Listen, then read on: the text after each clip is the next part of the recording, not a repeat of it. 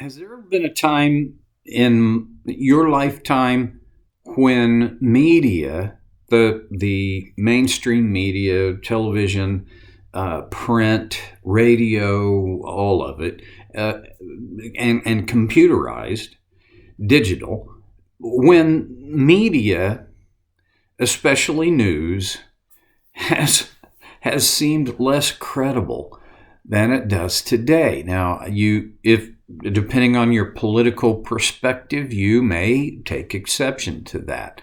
Me, it feels like uh, they're unreliable. They're I don't want to, call them out when I don't have the right to do that. I'm not a I'm not a journalist. I'm just a consumer, and I think because of that, it's okay for me to offer criticism of them. But there are times when things are presented as though they were true or as though they were false when they're neither. When the things presented as false are true and the things presented as true are false.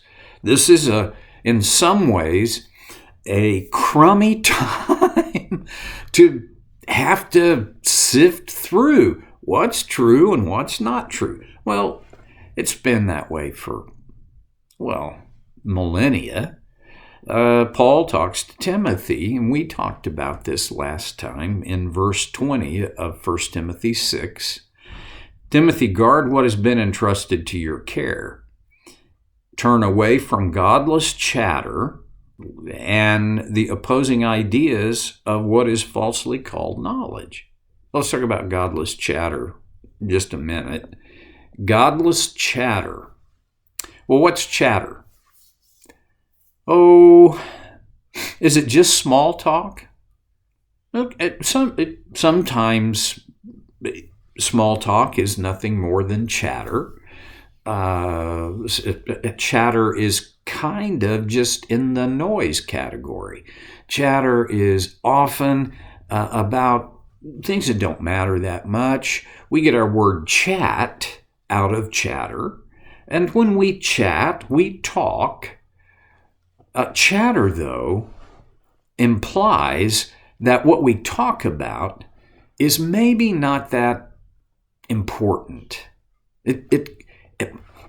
There's several things that would fit in the chatter category, just the exchange of, current news or family news, the exchange of just on a daily, sometimes these pieces of news are very significant, and sometimes they're, how you doing? I'm fine. How are your kids? They're good. How's your wife? Fine. That's chatter, okay? And Paul talks about godless chatter.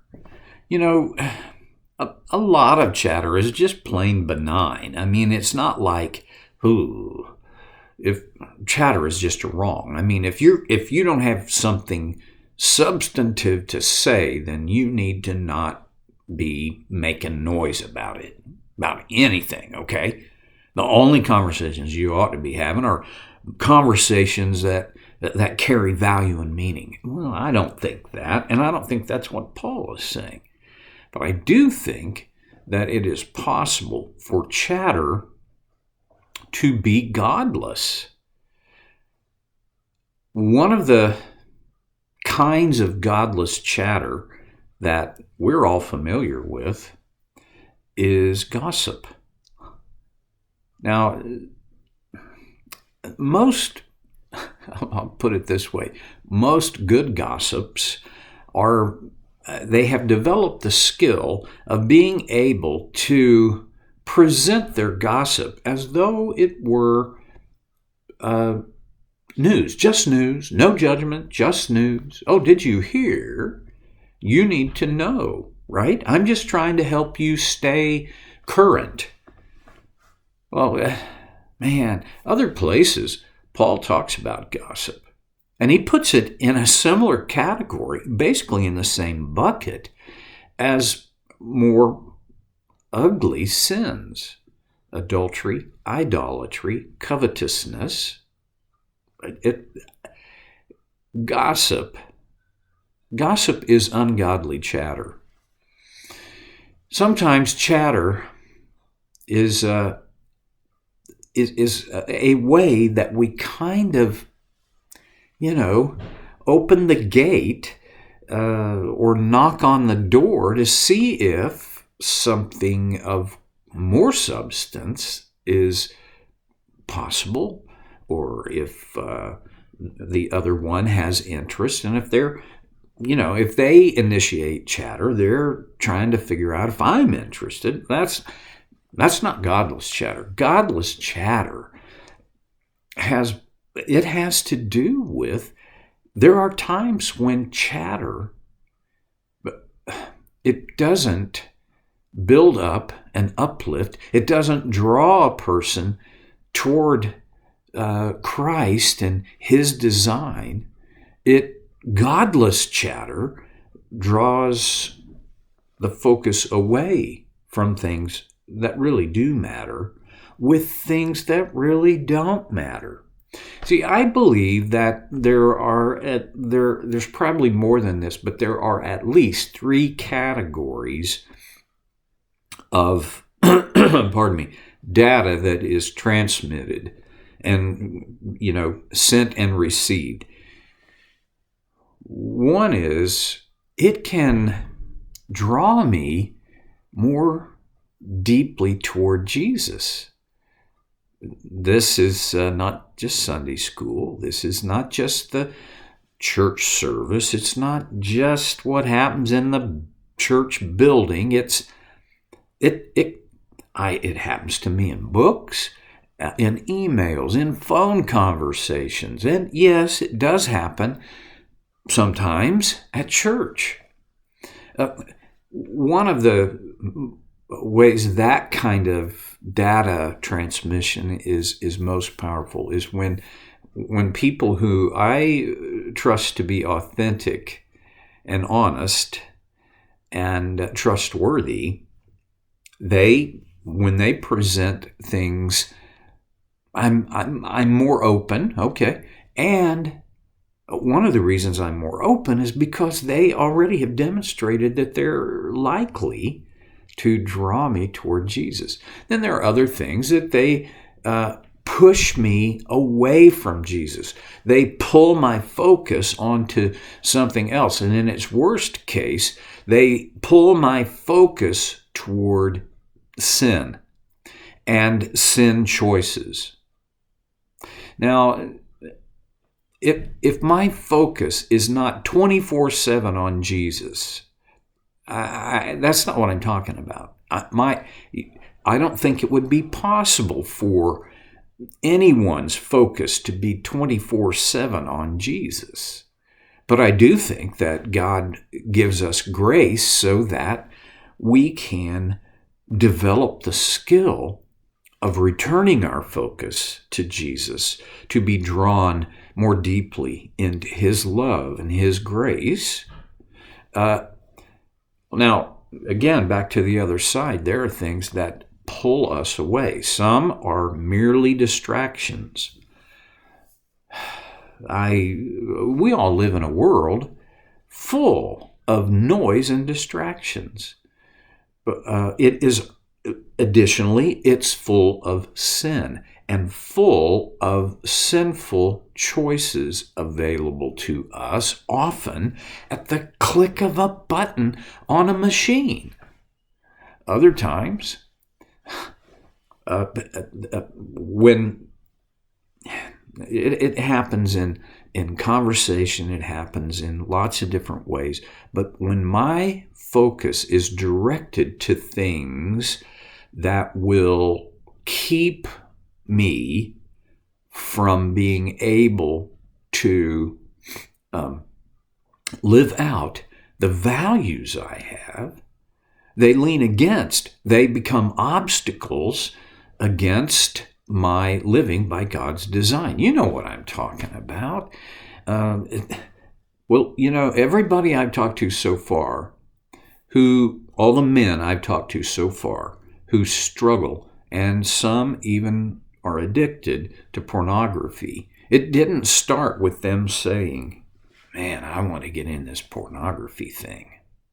It started with curiosity in a moment when they were distractible. James says it this way, when tempted, no one should say God is tempting me, because God cannot be tempted and he doesn't tempt. But each one is tempted when by his own evil desires he is drawn away and enticed. That is a graphic picture of what has happened to all the men I counsel who are struggling with pornography. They have been drawn away and then enticed. It begins with this distraction. It begins by being drawn away, and then we're enticed.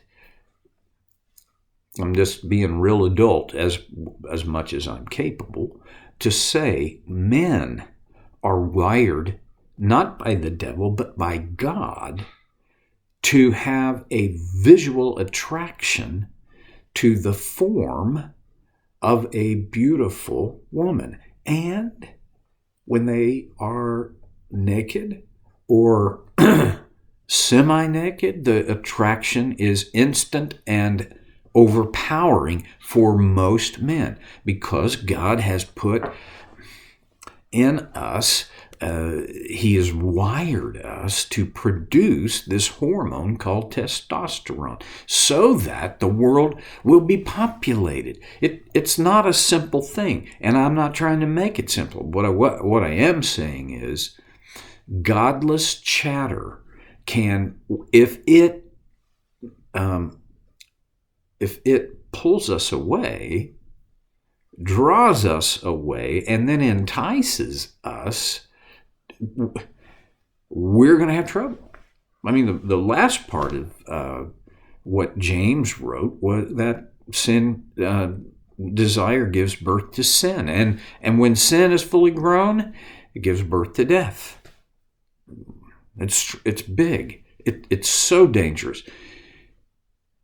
I'm not saying don't do the small talk. I'm only saying be observant, even be vigilant. Are there things that are drawing you away, your focus away from your walk with Christ? There are some things that are absolutely just plain neutral. They neither draw me closer or draw me apart.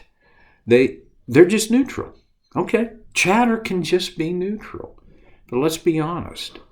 Chatter can also be destructive. Godless chatter is not neutral. It's always going to draw you away from the Savior's design. Okay. And he says, godless chatter and opposing ideas of what is falsely called knowledge. Don't think for a minute that false knowledge is a new thing. It's not. In Paul and Timothy's day, one of the ways that false knowledge was promoted and proposed was through Gnosticism. Now, Gnosticism is not a simple, it's a religious perspective, and it is not simple. And for most of us today, it seems kind of silly. All right, well, here we go. One of the things about Gnosticism is that it was so complex and so complicated that an individual would have to be indoctrinated and introduced by an enlightened individual. That's still around. There were many other aspects of Gnosticism. One was that Jesus, because he was perfect morally, he could not have come in bodily form. He was he was an illusion. His bodily form was nothing more than a mirage. To the degree that he didn't leave footprints in the sand when he walked at the beach on the Sea of Galilee. Really? Well, it was the second heresy of the church. First heresy was Judaization, where Jews felt that they needed to make any new believer a Jew first, that you couldn't be a Christian and not be a Jew. And it got worse, because then, as a Jewish Christian, you had to observe all the Jewish law. And it was proposed and